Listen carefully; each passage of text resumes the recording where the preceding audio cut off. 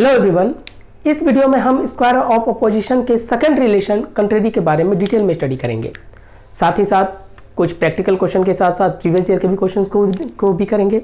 देखिएगा, सबसे पहले मैं कंट्रेरी की बात करूं, इसे हिंदी में विपरीत बोला जाता है। और आपको पता है कि जितने भी रिलेशन हैं हमारे स्क्वायर ऑफ अपोजिशन के, वो सभी इसी डायग्राम से क्लियर होते हैं। तो अगर मैं कंट्रेरी की बात करूं तो इस डायग्राम के सबसे ऊपर वाला पार्ट आपको कंट्रेरी को रिप्रेजेंट करता है। ये चीज़ें ध्यान में रखना कि इस डायग्राम के सबसे टॉप एज हमारा कंट्रेरी को रिप्रेजेंट करता है। और इसी पॉइंट से आप बहुत सारी बातें को निकाल सकते हैं जो हमारे थ्योरेटिकल पॉइंट ऑफ व्यू से काफ़ी इंपॉर्टेंट होता है। पहला जरा ध्यान से देखिए, मैंने कहा कि ये वाला पार्ट आपका कंट्रेरी को रिप्रेजेंट करता है। तो यहाँ से आप पहली बातें क्या निकाल सकते हैं, इसका नोटेशन को। अगर मैं इसके नोटेशन की बात करूं तो आप क्या बोल सकते हैं, जरा डायग्राम में देखिए, ये किन के बीच लगता है, ए और ई को। क्लियर हुआ? ये ए और ई के बीच लगता है कंट्रेरी रिलेशन। ये काफ़ी इंपॉर्टेंट है क्योंकि आपको मैंने बताया है कि स्क्वायर ऑफ अपोजिशन से सिर्फ थ्योरेटिकल क्वेश्चन पूछे जाते हैं। तो यही सारी बातें हमें ध्यान में रखना है। अगर मैं इसे टर्म्स में रिप्रेजेंट करूं, यानी कि अगर स्टेटमेंट ऑल का है या फिर प्रोपोजिशन, तो इसका आंसर हमारे पास नो का जाएगा। अगर क्वेश्चन नो का है तो आंसर हमारा ऑल का जाएगा। तो नोटेशन तो यही बात बताता है। बाकी हम नेचर को देखेंगे कि ट्रू होगा कि ये फॉल्स होगा। देखिएगा, ये हमने पहला पॉइंट लिखा। दूसरे पॉइंट की बात करें, जरा ध्यान से देखिएगा, इसके यूनिवर्सल प्रॉपर्टी के कारण आपको पता है कि ये वाला जो टर्म्स होता है इसे यूनिवर्सल अफर्मेटिव बोलते हैं। और तो मैंने प्रीवियस वीडियो में प्रोपोजिशन के बारे में डिटेल में बता रखा है, और इसे यूनिवर्सल नेगेटिव बोलते हैं। तो इससे आप दूसरा पॉइंट बना के क्या बना सकते हैं, देखिएगा, दूसरा पॉइंट बना सकते हैं, ये हमेशा कंट्रेरी यूनिवर्सल प्रोपोजिशन के बीच लगता है। देखिएगा, आप इसे बोल सकते हैं यूनिवर्सल अफर्मेटिव, और आप इसे बोल सकते हैं सेकंड में ये यूनिवर्सल नेगेटिव के बीच लगता है। क्लियर हुआ? तो ये 3 पॉइंट ध्यान में रखना। पहला कि ये इसका नोटेशन ए और ई के बीच लगता है। दूसरा, ये हमेशा यूनिवर्सल के बीच लगता है। या तो आप इसे फुल फॉर्म में डिफाइन कर दें कि आप बोल सकते हैं यूनिवर्सल अफर्मेटिव और यूनिवर्सल नेगेटिव के बीच कंट्रेरी डिफाइन होता है। क्यों? दोनों स्टेटमेंट यूनिवर्सल है। अगर वो पूछता है यूनिवर्सल अफर्मेटिव या नेगेटिव, तो आप इन दोनों का भी इस्तेमाल कर सकते हैं। बात समझ में आ गया? इतनी बातें हमें कंट्रेरी से देखने को मिला। देखिएगा, अब इसके डिफिनेशन की बात करूं तो ये डिफिनेशन काफ़ी इंपॉर्टेंट है, मैंने यहाँ लिख रखा है, जरा ध्यान समझिएगा, क्योंकि यहाँ पे इसके डिफिनेशन और नेचर में काफ़ी कॉन्ट्रडिक्शन होता है। बच्चे यहाँ काफ़ी कंफ्यूज होते हैं, बट ऐसा अब नहीं होगा। देखिएगा जरा, अगर मैं इसके डिफिनेशन की बात करूं तो ये डिफिनेशन कहता है a pairs of proposition that both can not be true at the same time. ध्यान रहे, both can not be true, मैंने इसे रेड मार्क में किया है कि दोनों प्रोपोजिशन, हमें पता है कि रिलेशन में 2 प्रोपोजिशन होता है, प्रोपोजिशन 1 जो क्वेश्चन का पार्ट होता है, और प्रोपोजिशन 2 सेकेंड जो आंसर का पार्ट होता है, जिसे आपको ढूंढना होता है। ये कुछ है, ये मैंने 2 प्रोपोजिशन आपको मैंने बताया। ऑल्दो मैंने प्रीवियस वीडियो में रिलेशन में बोला था कि रिलेशन हमेशा 2 प्रोपोजिशन के बीच होता है, और पूरा का पूरा स्क्वायर ऑफ अपोजिशन सिर्फ 2 प्रोपोजिशन की कहानी है। तो वही बोल रहा है कि दोनों प्रोपोजिशन एक साथ सच नहीं हो सकते हैं। यही चीज़ इसका डिफिनेशन है, एट द सेम टाइम, या फिर आप टुगेदर भी बोल सकते हैं कि दोनों प्रोपोजिशन एक साथ ट्रू नहीं हो सकते हैं। लेकिन इतना इसका डिफिनेशन है। लेकिन इस डिफिनेशन को आप फर्दर एक्सप्लेन करें तो आप क्या बोल सकते हैं कि इसका आप सेकेंड पार्ट ये बोल सकते हैं कि अगर दोनों एक साथ ट्रू नहीं है तो दोनों एक साथ फॉल्स तो हो सकते हैं। ये इसका आपका एक्सप्लेनेशन है, क्योंकि डिफिनेशन तो बस यही तक है कि both the proposition can not be true at the same time या फिर टुगेदर। तो आप इसको फर्दर एक्सप्लेन क्या कर सकते हैं या फिर रीजनिंग क्या लगा सकते हैं, ये थ्योरेटिकल पॉइंट ऑफ व्यू से। याद रखिए, इसका डिफिनेशन है, ये डिफिनेशन का एक्सप्लेनेशन है। बाकी इन दोनों में अभी नहीं जाना, अभी थोड़ी देर में जानते हैं। अगर मैं डिफिनेशन के तौर पे बोलूं तो आपने इसका एक्सप्लेनेशन निकाला कि both can be true, sorry both can be false at the same time, क्योंकि definition can not be true at the same time था। अब मैं इसे अपने रियल लाइफ के एग्जांपल से आपको समझा देता हूं। देखिएगा जरा, मैंने कहा कि यहाँ पे 2 लोग हैं, ठीक है, ये प्रोपोजिशन 1 है और ये प्रोपोजिशन 2 है। क्लियर है? जैसे मैं अपने पे ऊपर ही ले लेता हूँ कि मैं यहाँ पे खड़ा हूँ, तो मेरे साथ साथ एक और भी मेरे जैसा ही खड़ा है। तो इस प्रोसेस में क्या है, जैसे अगर यहाँ पे खड़ा हूँ तो मेरे जैसा और एक यहाँ पे खड़ा है, तो ये कब ऐसी चीज़ें कब हो सकती है? हो सकता है कि सेकंड वाला मेरा क्लोन हो, उसी तरीके से मेरे जैसा सेम हूबहू मेरे जैसा खड़ा है, तो हो सकता है मैं यहाँ पे हूँ तो एक आदमी यहाँ पे खड़ा है जो मेरा ही क्लोन है। अब दोनों में से कौन क्लोन है फिलहाल हमें नहीं पता, लेकिन आप यहाँ बैठे हैं, आप डिसाइड करेंगे, आप डिसाइड कर रहे हैं कि ये अगर मैं बोल दूं कि मैं प्रभास आर्या हूँ, लेकिन ये भी कह रहा है कि मैं भी प्रभास आर्या हूँ, यानी कि ये कह रहा है कि प्रोपोजिशन 1 कि मैं प्रभास आर्या हूँ, ये कह रहा है कि मैं भी प्रभास आर्या हूँ। तो आप यहाँ पे बैठे आप क्या डिसाइड करेंगे कि ये दोनों एक साथ तो सच नहीं हो सकते। ये तो रियल लाइफ की फेनोमेना है कि अगर मैं यहाँ पे खड़ा हूँ तो मेरे जैसा यहाँ पे और एक आदमी खड़ा है, तो दोनों एक साथ तो इस पूरे वर्ल्ड में पॉसिबल नहीं है। ये तभी पॉसिबल हो सकता है कि वो मेरा क्लोन हो।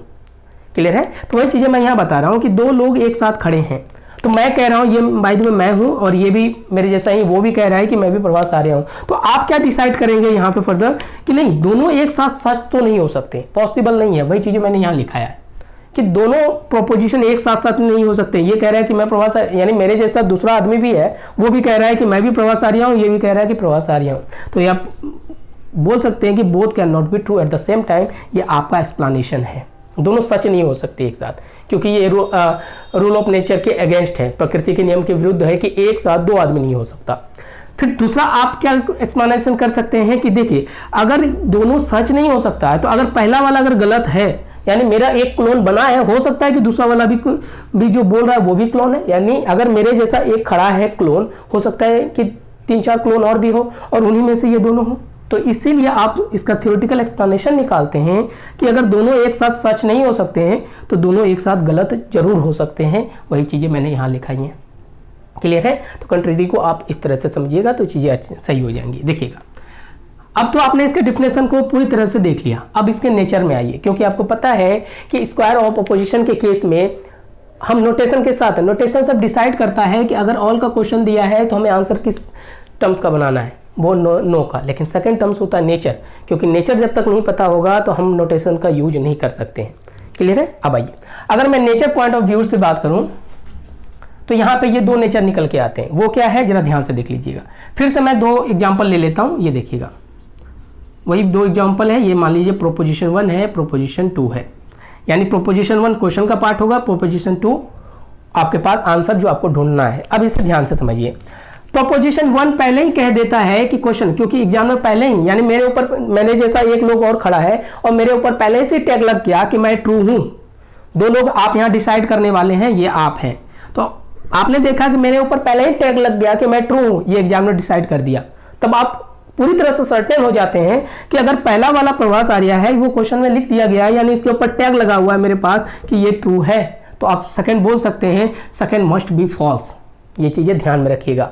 यानी पहले आप कंफ्यूजन में थे कि दोनों, पहले जब थ्योरेटिकल पॉइंट ऑफ व्यू से आप बात कर रहे थे दोनों में कोई टैग लगा हुआ नहीं था, सिर्फ एक टर्म्स बोला गया था both can not be true, तो आपने एक्सप्लेनेशन दे दिया कि both can be false together.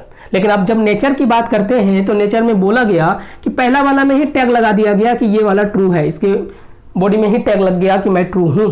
तो आप डायरेक्टली करेंगे तो अगर पहला वाला प्रोपोजिशन क्वेश्चन में ट्रू लिख दिया गया है तो आप सेकंड के बारे में जरूर बोल सकते हैं कि इट मस्ट बी फॉल्स, यानी सेकंड वाला तो पक्का गलत है। अब समझ में आया? तो वही चीज़ें मैंने ये लिखाया है, अगर फर्स्ट प्रोपोजिशन यानी पहला प्रोपोजिशन जो क्वेश्चन का पार्ट है वो ट्रू कह दिया तो आंसर वाला प्रोपोजिशन का पार्ट हमेशा फॉल्स होगा।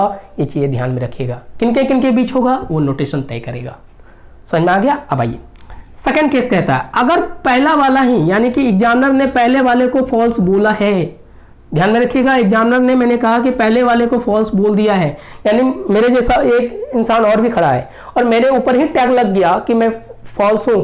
तब आप क्या सोचेंगे कि अगर पहला वाला ही फॉल्स हो रहा है तो दूसरा वाला हो सकता है कि ट्रू हो, या फिर अगर एक क्लोन बन सकता है तो ये भी क्लोन हो सकता है, यानी दूसरा वाला भी फॉल्स हो सकता है। यानी इसमें आप डिसाइड नहीं कर पाएंगे कि दूसरा वाला ट्रू है या फॉल्स है। तो ऐसे कंडीशन को हमारे सिलेबस में अनडिफाइंड या फिर डाउटफुल बोल दिया जाता है। समझ में आया? इसलिए बोला गया है if one proposition is false, यानी पहला वाला ही फॉल्स है तो सेकंड के बारे में आप क्लियर होकर नहीं कह सकते। यहाँ पे मैंने कहा मस्ट बी, लेकिन सेकंड वाले में नहीं।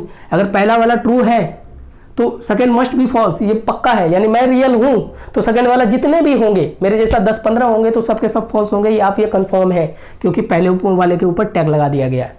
लेकिन सेकंड अगर पहले वाले के ही ऊपर फॉल्स है, तो मैंने कहा मेरे जैसे 10 लोग हैं, तो सेकंड वाला हो सकता है ट्रू भी हो या फॉल्स हो।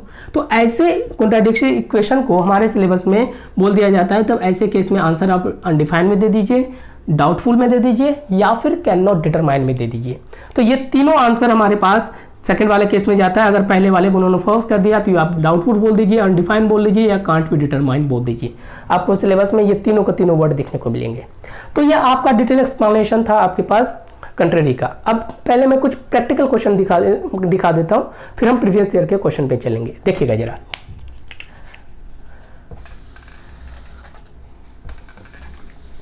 मैं यहां कर देता हूं। देखिएगा पहला क्या कहता है, इसे समझिए, क्योंकि इसका डिफिनेशन और नेचर को आप एक साथ मत कीजिएगा। मैंने क्या कहा, डिफिनेशन और नेचर पे दोनों में फ़र्क होता है। मैंने नेचर को अपने तरीके से बताया, डिफिनेशन को भी अपने तरीके से बताया, क्योंकि यहाँ पे बच्चों के बीच कन्फ्यूजन होता है, वो चीज़ ध्यान में रखिएगा। आइएगा, तो पहले हम कुछ प्रैक्टिकल क्वेश्चन कर लेते हैं। तो अगर मैं क्वेश्चन बना दूँ ये, जैसे कि मैं बोल दूँ कि ऑल पेन्स आर हैंड्स, जरा ध्यान से देखिएगा, और मैं कह दूं कि ये ट्रू है, तो आप मुझे बताइए इसमें कंट्रेरी का रिलेशन क्या होगा। इस तरह से आपके पास एक लंबा चौड़ा डिफिनेशन में लिख दिया जाएगा। तो अब इसका मैं डायरेक्टली अगर मैं आंसर निकालूं, पहले मैं डायरेक्टली बता देता हूं, हमें इस स्टेटमेंट का कंट्रेरी निकालना है। हमें पता है कि ऑल का अगर क्वेश्चन होता है तो वो नो में जाएगा। पहला काम तो हम नोटेशन से देखेंगे कि ऑल का आंसर हमेशा नो में जाएगा, यानी आप इसका बनाएंगे नो पेन्स आर हैंड्स, आपका आंसर होगा।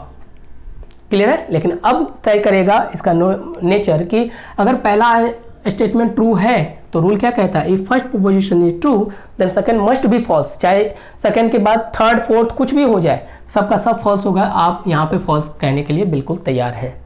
समझ में आया।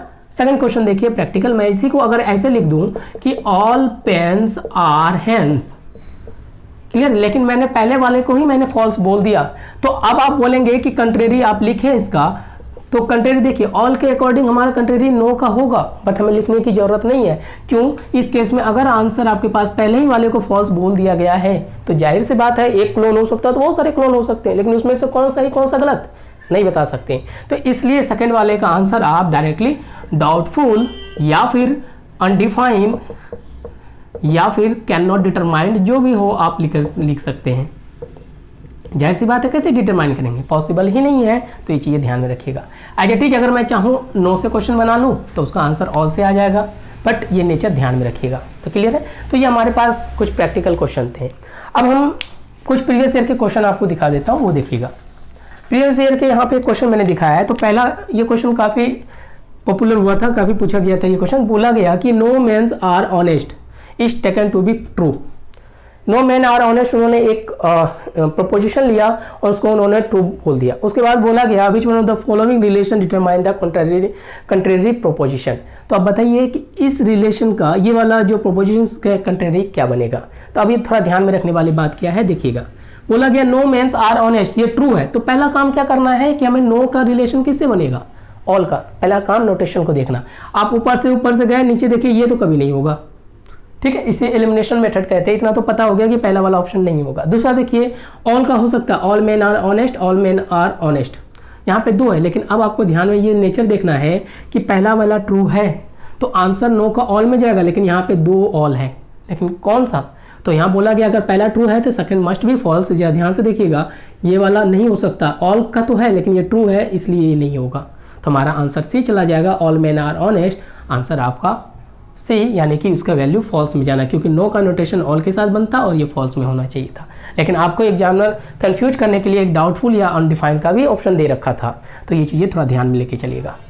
क्लियर है। अब आइए सेकंड क्वेश्चन क्या कहता है। ये question theoretical point of view से बनाया जाता है, क्योंकि मैंने आपको क्या बोला कि पूरा का पूरा square opposition theoretical point of view से बनाया जाता है। तो यहाँ पे जरा ध्यान से देखिएगा। सेकंड इक्वेशन क्या कहता है, ये पॉइंट पे बसा हुआ है, क्योंकि मैंने आपको थ्योरी भी प्रैक्टिकल होकर समझाया है। रियल लाइफ का एग्जाम्पल देखिए क्या कह रहा है। If two proposition can be false together, दोनों प्रोपोजिशन एक साथ गलत हो सकते हैं, but can not be true, दोनों एक साथ सही नहीं हो सकते। तो आपसे पूछा गया कि बताइए तो इसे कौन सा रिलेशन से जाना जाता है। अभी जस्ट मैंने बताया है कि दोनों एक साथ सही नहीं हो सकते। मैं प्रवास आर्या हूँ तो मेरे जगह से बगल में खड़ा हुआ वो भी कहे प्रवास आर्या हूँ, तो ये पॉसिबल नहीं है। ये रूल्स ऑफ नेचर के अगेंस्ट हो जाता है। कोई एक ही सही हो सकता है, यानी दोनों एक साथ सही नहीं हो सकता, लेकिन दोनों गलत गलत जो ही हो सकता है। ये क्या होता, कंट्रेरी का। एज इट इज एक क्वेश्चन और भी पूछा गया था, आपको बोला गया था इस तरह का डिफिनेशन लिख दिया गया, तो बोला गया यहाँ तक कि इसी क्वेश्चन को देखिएगा, सेम इस तरह का एक क्वेश्चन लिख दिया गया, तो आपसे बोला गया यहाँ पर फाइंड द नोटेशन। तो बताइए कि इसके लिए कौन सा नोटेशन होगा। तो ऑप्शन कुछ इस तरह से दे दिया गया था, ए था, ओ था, ऑप्शन ए था, बी था, ई आई, सी में आप मान लीजिए ए आई, और डी में आपके पास दे दिया गया ए ई। क्लियर है। तो जरा ध्यान से देखना, इस डिफिनेशन में आपसे पूछा गया फाइंड नोटेशन, तो आपको पता है कि ये डिफिनेशन किसका है, कंट्ररी का। ये चीज़ें ध्यान में रखना पड़ेगा कि ये आपको पता चल गया कि ये डिफिनेशन कंट्ररी का है, और कंट्ररी का नोटेशन किन किन के बीच लगता है, ए और ई के। तो हमारा आंसर डी में चला जाता। तो ये था आपके पास full detail explanation of contrary relation. Thank you.